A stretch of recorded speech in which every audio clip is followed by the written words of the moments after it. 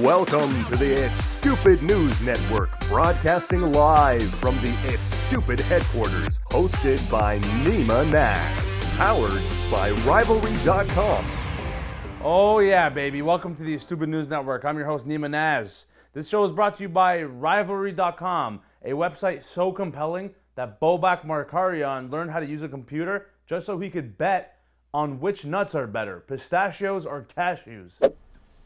I'm betting on nut. In today's top story, major streaming services like Spotify have begun investing some serious cash into music created by artificial intelligence, AI, you know? This might seem like exciting new research into audio science, but in reality, it's really just a way for them to pay musicians even less. Honestly, props to Spotify for discovering that you can't violate human rights if you just give their job to a computer. So if you don't know, music streams on Spotify typically pay less than 1/100th of a penny. That's fucked. Most musicians these days are paid so little that even the ghost of Ronald Reagan would be like, God damn, this is unfair.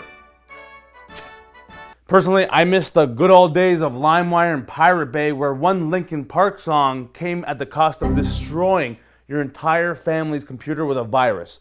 Aside from starving artists into poverty, the only real harm Spotify can do is playing a song that reminds you of your ex. Please come back, Miranda.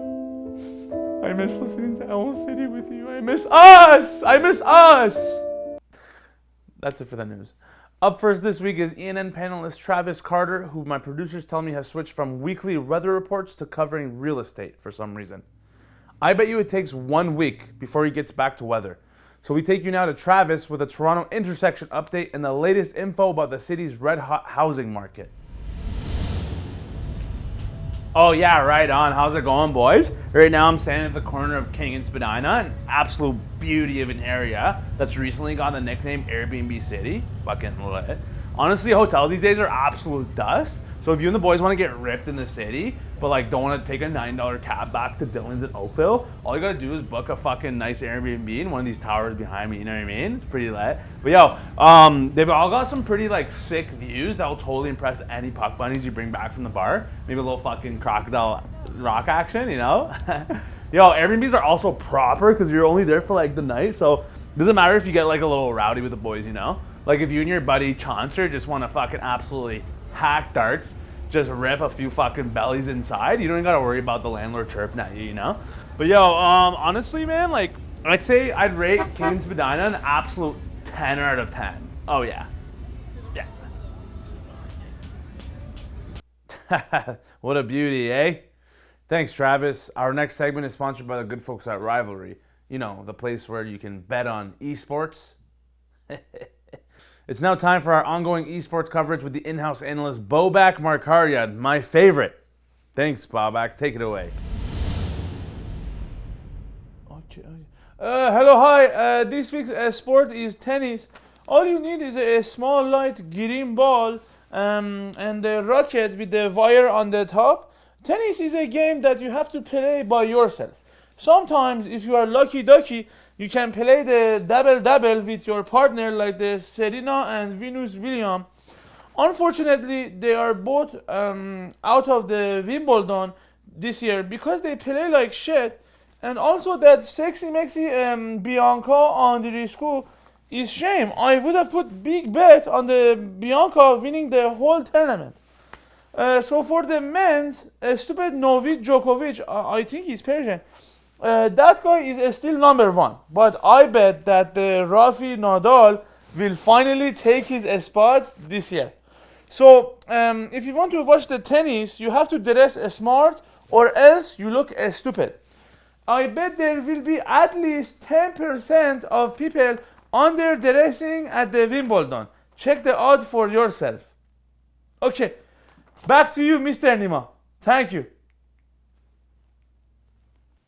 Are we seriously not going to correct them on what esports are? That was the third time in a row we talked about just regular sports.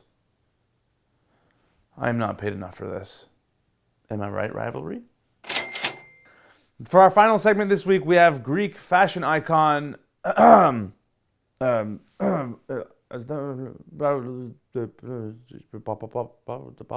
offering tips on how to get your husband to dress better. Thank you, Vlaka. My name is Elinida Papadopoulou, and I'm here with my husband Stelios. If you're like me, you can barely get your husband to wear a shirt, especially at church or funerals. An easy way to solve this is by buying a white cotton shirt so lightweight, he has no idea it's even on. Hey, what is this shirt? Can't get your husband to wear footwear other than sandals?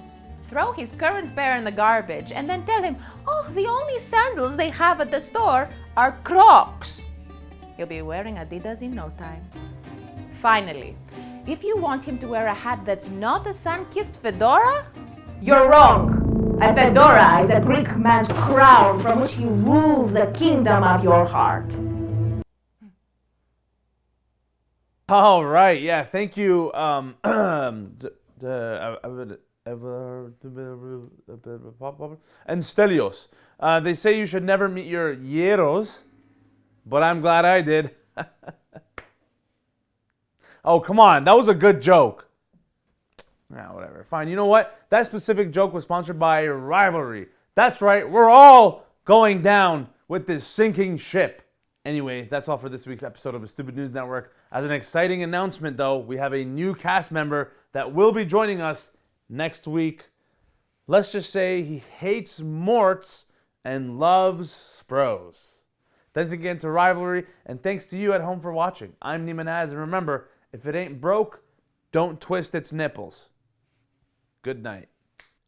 Thank you for tuning in to another production of the Estupid News Network. This show is brought to you in part by Rivalry, the best place to make your bets. Hey, guess what? It's really fucking hot in here. Do you want to put a fan? Maybe? No? Look, I can see through your shirt. You're sweating buckets. You don't want a fan here? I need someone to... It's so hot. I'm so hot. I want to make myself believe.